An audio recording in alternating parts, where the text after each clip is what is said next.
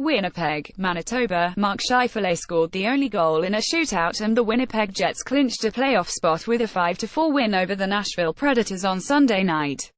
The Jets are in the postseason for the first time since 2014-15 and just the second time since their relocation from Atlanta before the 2011-12. The franchise hasn't won a playoff series since 2007. Jets rookie Kyle Connor scored a power play goal and had 2 assists, giving him 7 goals in 6 games. That includes a pair of overtime goals in Winnipeg's previous 2 games and gives him 29 on the. That's tied with Vancouver's Brock Boeser for the rookie goal-scoring lead.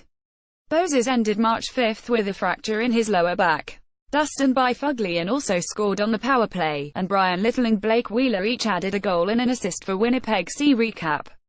Marchand scores in OT to lift Bruins over Widst.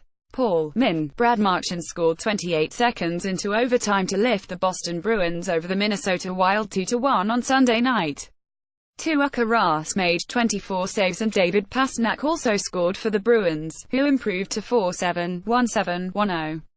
Marchand got his second goal in 2 games and his third in a 4-game span. His 33rd was his 8th game winner, tying a career high. Marchand also assisted on the first goal. Boston appeared to score first when Noel Acciari found the back of the net early in the second period. However, the goal was waved off after officials reviewed it and ruled that Boston's Riley Nash ran into goalie Alex Stalock.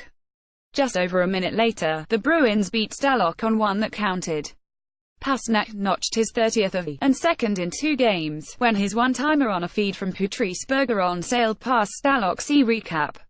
Rare power play goals. Power Canucks past Stars. Dallas. Reed Boucher and Nick Dowd scored rare goals on the power play, and the Vancouver Canucks rallied to beat the reeling Dallas Stars 4-1 on Sunday night.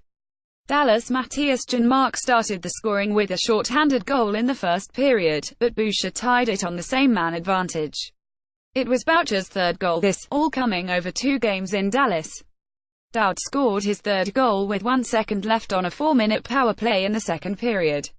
Jake Virtanen added a third-period goal and Tyler Mott scored into an empty net for Vancouver, which won for only the second time in 10 games. The Stars are on an 0-6-2 skid and have all but fallen out of playoff contention. With 6 games remaining, they are 5 points behind St. Louis for the second wild card from the Western Conference. The 8-game losing streak is the longest since the Stars moved to Dallas in 1993. See recap. Box score. Pittsburgh, against 29 other teams in the NHL. The effort the Flyers exhibited Sunday in Pittsburgh would have been good enough for a win and 2 points. Playing the Penguins, not so much. Despite a high 45 shots on net and a last-minute surge that allowed the Flyers to tie the game and earn a much-needed point, beating the Penguins has required a near-flawless effort that the Flyers haven't put forth. In what has been a reoccurring theme, the Flyers endured a relentless wave of pressure at random moments of the game and coupled it with self-inflicted mistakes that were too much to overcome as part of Sunday's 5-4 overtime loss. The stolen point put the Flyers into a virtual deadlock with Columbus for 3rd in the Metropolitan Division as each team has 89 points. The Penguins remain 2nd in the Metro with 92 points. The Flyers allowed 5 goals in each of the 4 games against the Penguins this. You got to be disciplined against this team, Sean Couturier said. You don't want to give them any opportunities to create momentum.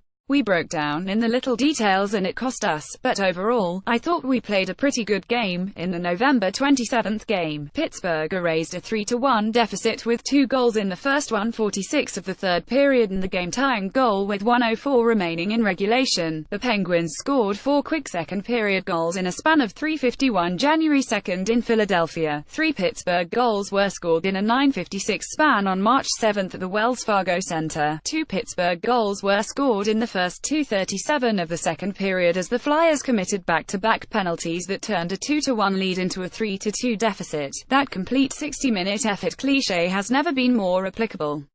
We gave them the power play to begin the second period and sometimes those things come back to bite you, and that one did, head coach Dave Hakstol said. That started a momentum push for them. Another constant, regardless of the opponent, has been Hakstol's reluctance to stick with his starting goaltender. This time, he replaced Alex Lyon with Petr Mrazek after Flyers surrendered that third goal early in the second period. It was the third time in the past 6 games Haxtell has gone to his bench to stop the bleeding. 3 goals on 11 shots. At that point, Alex hadn't let up a bad goal, Haxtell said. Sometimes it's tough to make that switch, but at the same time, it's that time of year. I felt like we needed a bit of a momentum change, so we made the change in net. After the Flyers scored in the final minute to force overtime, they were outmatched again. Interestingly, in the 2 games played this in Pittsburgh, both Penguins' overtime victories, the Flyers have not manufactured a single shot on net in 4/13 of 3-on-3 OT time. A familiar ending saw Sidney Crosby step up to win the game, as he assisted on Brian Russ' winning deflection. Crosby also scored a spectacular goal early in the third that gave the Pens a 4-3 lead. That redundant storyline has been resurfacing since 2005. Box score: Pittsburgh. The Penguins completed a 4-game sweep of the Flyers on Sunday after winning the finale, 5-4, in overtime at PPG Paints Arena. Sean Couturier tied the game at 4-4 with 43 seconds remaining in regulation as the Flyers peppered goaltender Matt Murray with a high 45 shots on net. It gave the Flyers a crucial point in the playoff hunt, but it went for naught as the Brian Russ deflected the puck past Petr Mrazek, who relieved Alex Lyon in the second period after Pittsburgh's third goal. The win gave the Pens 92 points, a 3-point cushion on the Flyers' 89 points for the third spot in the Metropolitan Division. As of the final horn Sunday, the Flyers are tied with Columbus in the Metro with 89 points. They have a 3-point cushion on New Jersey for the final wild card spot and a 6-point cushion on Florida on the outside looking in. It's the first time the Penguins have swept a series from the Flyers since 2006-07. Jordan Weal led the Flyers' offensive charge with his first career 3-point game, which included a goal with 2 primary assists. Brandon Manning and Travis Sanheim also scored for the Flyers, who are now second behind the Predators with 46 goals from their blue line. Sanheim opened the scoring by finding the soft spot in the Penguins' defense underneath the forwards at the end of their shift. Phil Kessel stood still and watched Sanheim snap a perfect shot over Murray's glove hand.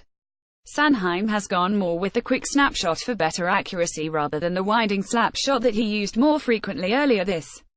Sanheim starts us off with his top-shelf beauty. Flyers lead 1-0 early in the first. pic.twitter.com/sissyp6os7kf, NBC Sports Philadelphia at NBCSF Philly March 25, 2018. The Flyers displayed a first-period attacking style we hadn't seen in a while. They caught the Penguins out of position on their second goal, as Manning did an excellent job of leading the rush and then communicating with Weal to get the puck back before Manning uncaught a slapper that beat Murray. Manning for the lead. It's 2-1 Flyers in the first. pic.twitter.com/G5jnick2, NBC Sports Philadelphia at NBCSF Philly March 25, 2018. Murray yielded some big rebounds in the first period the Flyers weren't able to capitalize on. Coming back from injury, Murray still doesn't appear as if he's completely comfortable. The Flyers answered with a power play goal after Travis Konechny drew a cross-check penalty against Brian Dumoulin. Weal jumped in from his position on the half wall to pounce on a rebound and fire it past Murray to tie the game at 3-3 shortly before the second intermission. Weal and deal rocket. pic.twitter.com/PQKRFJFJGK, NHL on NBC at LON Sports March 25, 2018. Following the third goal, Dave Haxtell made the decision to replace Lyon with Mrazek. Haxtell has had a quick trigger when he senses his goaltending has been softer. The team needs a jolt. Classic. Crosby gave the Penguins a 4-3 lead. Using his body as a shield and protecting the puck against the Flyers' best one-on-one defender, Couturier, Crosby fired a wrister that Mrazek, who appeared to be leaning toward the near post, couldn't handle. As a result of a Jakub Voracek minor, the Flyers surrendered a power play goal just 34 seconds into the second period. Respecting Kessel's lethal shot from the left circle, Radko Gudas came out, which gave Patrick Hornqvist room underneath around the crease to make a turnaround move and fire a shot toward the far post and tie the game at 2-2.